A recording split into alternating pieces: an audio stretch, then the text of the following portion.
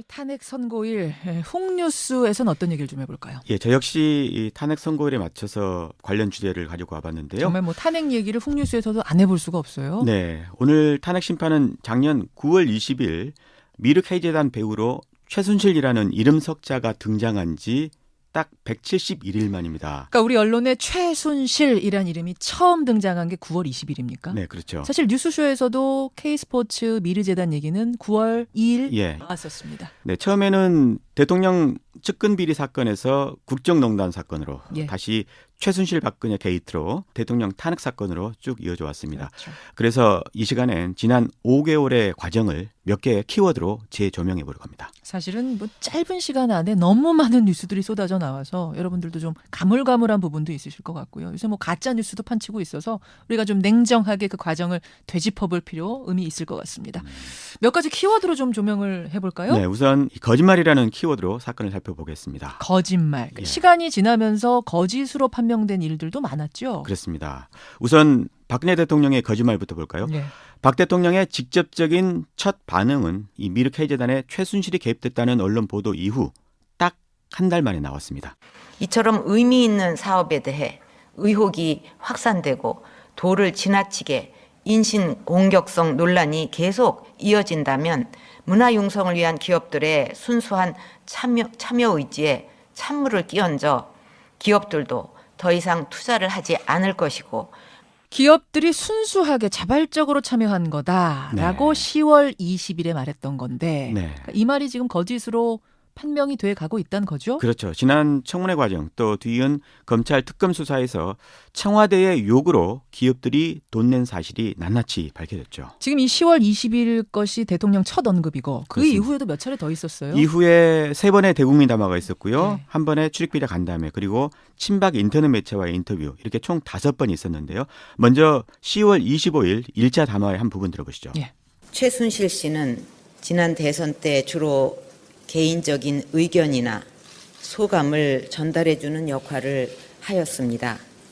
취임 후에도 일부 자료들에 대해 의견을 들은 적도 있으나 청와대의 보좌 체계가 완비된 이후에는 그만두었습니다.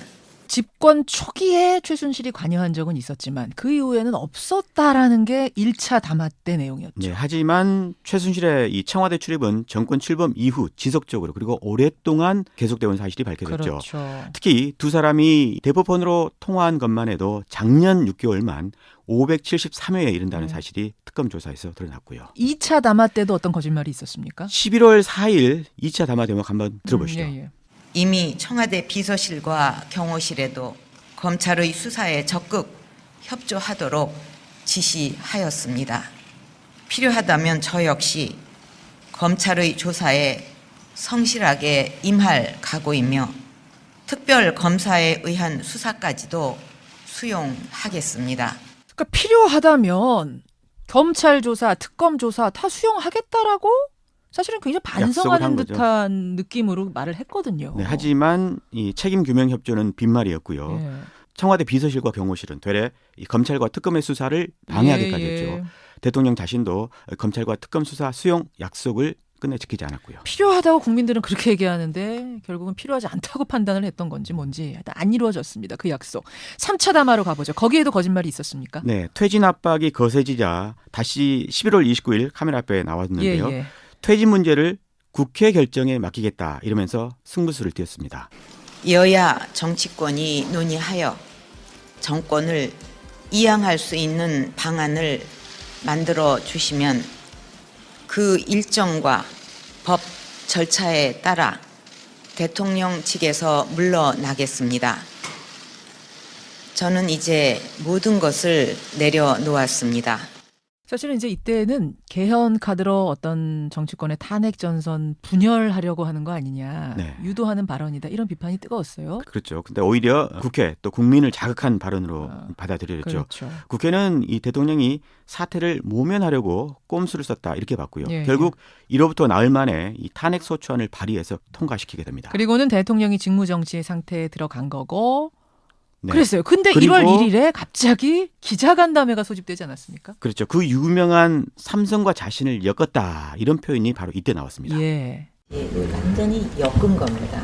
뭐 어디를 도와주라 하는 거 하고는 제가 정말 확실하게 말씀드리는데 그 누구를 봐줄 생각 이거는 손톱만큼도 없었고 제 머릿속에 아예 그게 없었어요. 그래서 아까 말씀대로 엮어가지고 자꾸 그렇게 완전히 엮은 거다. 억지로 엮은 거다. 근데 이 부분도 특검 수사를 통해서 드러났죠. 그렇죠. 대통령이 최순실과 공모해서 삼성에게 433억 원의 뇌물을 받은 것으로 조사가 됐습니다. 네, 예. 물론 대통령 측은 황당한 소설이다 이렇게 했지만 뇌물을 줬다는 이재용 부회장에 대해 법원이 구속영장을 발부를 했죠.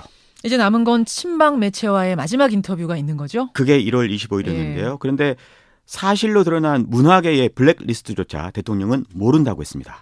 그 블랙리스트 자체는 옛날부터 있던 것입니까? 아니면 모르는 일이죠. 그건 대통령께서 말했어요. 예. 모른다. 블랙리스트 네. 나는 모른다 하는 건데 예. 특검의 수사 결과는 어땠습니까? 대통령이 관여한 사실이 밝혀졌죠. 관여했다. 네, 김기춘의 경우는요. 이 건으로 구속까지 됐고요. 예, 예. 공소장에 이렇게 적시가 됐습니다. 대통령과 순차적으로 공모했다 이렇게요. 순차적으로 공모했다. 예, 이 블랙리스트 사건만으로 모두 5명이 구속이 되기까지 했습니다. 말씀하신 김기춘 전 비서실장도 거짓말을 한 거예요. 청문회에서도 그랬습니다. 이 부분 들어보시죠. 지시가 있은 뒤부터 블랙리스트가 김기춘 실장으로부터 시작되어서 그 다음에 정무수석을 거쳐서 문화부로 내려왔다는 것이 문화부 전직 공무원의 증언인데 사실입니까? 저희들 블랙리스트 만든 일 없습니다. 저희들 블랙리스트 만든 적 없습니다. 네. 문화부에 그 많은 증언들이 다 나오는데도 상당히 뻔뻔하게 청문회에서 이야기를 했는데 이게 12월 7일 청문회입니다, 여러분. 그렇습니다. 자, 이야기가 자연스럽게 대통령 거짓말에서 청문회 거짓말로 넘어왔습니다. 네, 근데 청문회에서는 뭐 블랙리스트뿐만 아니라 거짓 증언들이 너무 많았잖아요. 많았죠. 대표적인 게 이재용 삼성 부회장 얘기가 아닐까 싶은데요. 한번 들어보실까요? K미르스포츠 204억, 최순실한테 80억, 장시호 16억, 그리고 말이 있습니다. 이 돈이 나가는 거 모르셨습니까? 당시에는 몰랐습니다. 수백억의 돈을 그분들이 자의로 그 돈을 집행했습니까? 증인, 모르셨습니까? 예, 몰랐습니다. 그런데 왜 이렇게 사죄하십니까? 이 몰랐다는 말, 이걸 특검은 거짓말이라고 본 거죠. 네, 법원도 결국에 구속영장을 따라서 발부를 했고요. 그래요. 이재용 부회장 말고 다른 사람들은 또 어땠습니까? 정경련의 이승철 부회장의 거짓말도 거의 막장 수준이었고요. 음. 그나마 양심이 있을 것 같았던 교수들, 의사들 이런 분 거짓말도 마찬가지였습니다. 그 가운데 이분의 거짓말 들어보시죠. 네. 역시 그러면 남궁시 지사에게 정유라가 지원했다 이야기한 거 적절했다고 봅니까? 없습니다. 아예 그냥 거짓말을 그냥 아주 그냥 하기로 작정을 했군요. 아닙니다, 네? 의원님. 제가 자, 보세요. 그런 말씀을 진짜 자, 전한 적이 자, 없습니다. 김종 교수 이거 12월 15일 청문회예요. 그러니까 네. 안민석 의원이 묻고 있고 이대 학장 김경숙 전 학장의 목소리인 거죠. 그렇습니다. 이분 침도 바르지 않고 거짓말한다는 말이 딱 어울릴 모습이 아니었나 싶은데요. 이 밖에도 의사인 김영재, 정기양, 이임순도요. 청문회에서 거짓말을 한 게 들통이 나서 전부 그 후에 기소가 됐습니다. 위증 혐의도 그럼 받는 거예요? 그렇습니다. 이번에 특검이요. 국회 위증 혐의로 기소한 사람만 모두 13명이 됩니다. 13명. 대통령 제외하고 13명. 네. 자, 여기까지가 거짓말 부분인 거고 두 번째 키워드는 뭔가? 두 번째 키워드는 바로 이겁니다. 시민 여러분, 광화문 사거리에서 어느 쪽으로 가야 됩니까? 청와대 방향으로 가야 되지 않겠습니까? 두 번째 키워드 촛불 집회입니까? 네, 촛불 혁명이라고도 하죠. 지난주까지 모두 19차례나 진행이 되어 왔는데 예. 연인원 1,400만 명이 모였으면서도 매번 평화적인 시위로 국민 여론 형성의 길라잡이 역할을 해왔죠. 예, 예. 촛불 집회가 시작된 계기는 대통령 1차 대국민 담화였습니다. 그리고 19차 가운데 클라이맥스는 6차 촛불 집회였습니다. 6차가 언제예요? 12월 3일이었는데요. 12월 3일. 예, 당시 시민들의 음성 들어보시죠. 가장 청와대와 가까운 곳에 가서 박근혜 대통령에게 직접 당신 나가야 된다라고 이야기하는 것이 우리가 갖고 있는 목적이고 지금 우리가 하나라도 힘을 모으는 것이 박근혜 대통령에게 국민의 뜻이 어떻다는 것을 알려주는 좋은 방법이라고 생각합니다. 6차가 왜 클라이막스였죠? 이 6차 촛불 집회 역시요. 대통령의 3차 대국민 담화에 대한 반작용으로 나온 건데요. 역대 가장 많은 230만 명이 거리로 뛰쳐나와서 그렇죠. 청와대 앞 100m 앞까지 행진을 했습니다. 예. 국민들의 분노가 극에 달한 거죠. 이 6차 촛불 집회에 힘을 받아서 국회 탄핵소추안이 6일 만에 가결이 됐던 겁니다. 12월 9일 가결. 네, 이런 전반적인 국민 여론에 저항하는 움직임도 있었잖아요. 그랬죠. 이 세 번째 국정농단 사건의 키워드 친박의 저항입니다. 세 번째 키워드 친박의 저항. 탄핵 반대 집회의 기원은요. 작년 11월 12일 박사모가 주축이 된 촛불 집회에 대한 맞불 집회였습니다. 예, 예. 그 이후 모두 16차례나 진행이 되어 왔습니다. 그때마다 등장한 게 순진한 국민들을 현혹시킨 가짜 뉴스였죠. 가짜 뉴스. 예, 한 대목 들어보시죠. 예. 거짓말, 왜곡 전부 늘어놓고 사과 정정보도 하나 없이 아니면 말고 합니다. 쓰레기 수준입니다, 여러분.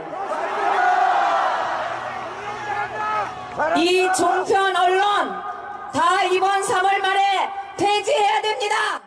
언론들이 거짓말을 했다 이런 주장이에요. 거짓말을 했다면 벌써 문제가 됐겠죠. 아무 죄도 없는 문학의 인사들까지 탄압하고 박해했던 이 정권이 가만히 놔뒀을 리가 있겠습니까? 예. 사실은 이제 사람들 동원한 거 아니냐라는 의혹도 계속 있었어요. 최근에는 실제로 집회 규모가 상당히 커졌거든요. 예. 탄핵 반대 집회는 3인이 주축이라고 합니다. 노인, 교인, 군인 이렇게 3인이요. 예. 노인은 박사모를 일컫고요. 교인은 일부 대형교회 목사들 또는 사이비 종교에서 동원한 교인들입니다. 또 한 세력이 군인이라는 거죠. 퇴역 군인들을 말하는데요. 아. 군가도 틀고 또 거수경례도 하고 마치 쿠데타라도 난 느낌을 받게 되는데요. 어떤 상황인지 현장 한번 들어보시죠. 예. 차렷! 경례! 바로! 우리 예비역 대령연합회는 도저히 나라에 지금 돌아가는 상황이 위기 상황이기 때문에 전 예비역 간부들 100만 명이 일체 걸기하였습니다. 이분들 집회도 사실은 뭐 자유가 보장돼야죠. 네. 그렇지만 이게 문제는 점점 집회가 폭력적으로 좀 과격하게 변질돼 가고 있는 게 문제 아닙니까? 그게 문제죠. 헌재 재판관들이나 특검의 주거지 여기서 이제 백색 테러를 암시하기도 하고요. 예. 실제로 무력 시위를 벌이기도 했는데요. 그랬어요. 지난달 24일 박영수 특검의 집 앞 상황 들어보시죠. 특검이 끝나면 민간인입니다. 민간인. 맞습니다. 그럼 당신 언제 딸지 몰라. 박영수 처단. 박영수 처단. 박영수 박살. 박영수 박살. 잠깐만요. 사실 박영수 특검 집 앞에서 시위가 있다는 얘기를 제가 여러 번 전해드렸는데 네. 현장의 목소리를 들으니까 소름이 끼칠 정도인데요. 박영수 처단, 박영수 박살 이런 구호가 등장했어요. 요것 말고 더한 구호도 굉장히 많은데요. 허허. 박영수 특검 부인도요. 이 보복 집회 때문에 스트레스를 받아가지고 실제로 기절하기도 했다고 합니다. 그렇다면서요. 예. 이게 오늘 탄핵 심판이 끝난 뒤엔 이게 잠잠해질런지 모르겠습니다. 글쎄요.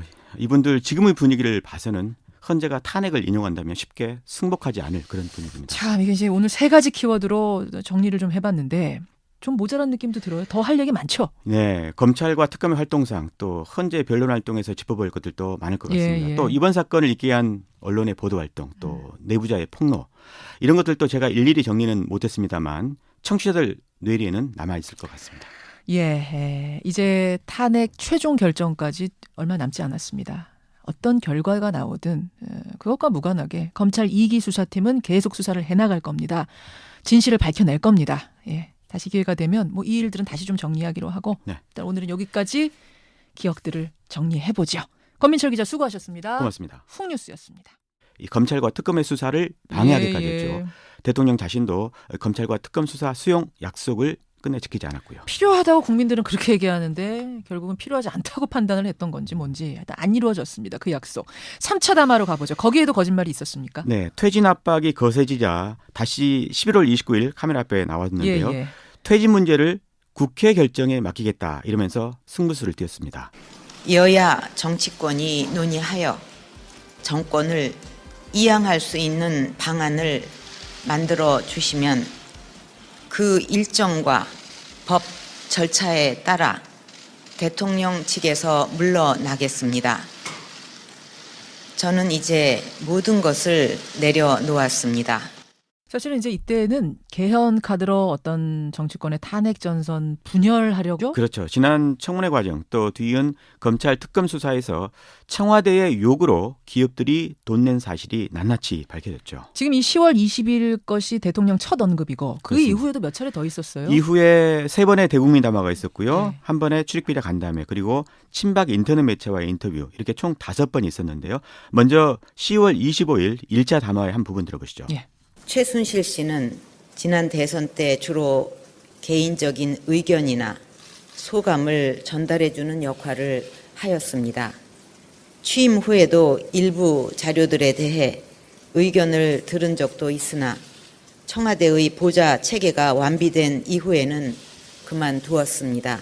집권 초기에 최순실이 관여한 적은 있었지만 그 이후에는 없었다라는 게 1차 담화 때 내용이었죠. 네, 하지만 최순실의 이 청와대 출입은 정권 출범 이후 지속적으로 그리고 오랫동안 계속되어 온 사실이 밝혀졌죠. 그렇죠. 특히 두 사람이 대포폰으로 통화한 것만 해도 작년 6개월만 573회에 이른다는 사실이 특검 조사에서 드러났고요. 2차 담화 때도 어떤 거짓말이 있었습니까? 11월 4일 2차 담화 대목 한번 들어보시죠. 예. 이미 청와대 비서실과 경호실에도 검찰의 수사에 적극 협조하도록 지시하였습니다. 필요하다면 저 역시 검찰의 조사에 성실하게 임할 각오이며 특별 검사에 의한 수사까지도 수용하겠습니다. 그러니까 필요하다면 검찰 조사, 특검 조사 다 수용하겠다라고 사실은 굉장히 약속을 한 반성하는 거죠. 듯한 느낌으로 말을 했거든요. 네, 하지만 이 책임 규명 협조는 빈말이었고요. 예. 청와대 비서실과 경호실은 되레 우리가 좀 냉정하게 그 과정을 되짚어볼 필요, 의미 있을 것 같습니다. 몇 가지 키워드로 좀 조명을 해볼까요? 네, 우선 이 거짓말이라는 키워드로 사건을 살펴보겠습니다. 거짓말. 예. 시간이 지나면서 거짓으로 판명된 일들도 많았죠. 그렇습니다. 우선 박근혜 대통령의 거짓말부터 볼까요? 예. 박 대통령의 직접적인 첫 반응은 이 미르 K재단에 최순실이 개입됐다는 언론 보도 이후 딱 한 달 만에 나왔습니다.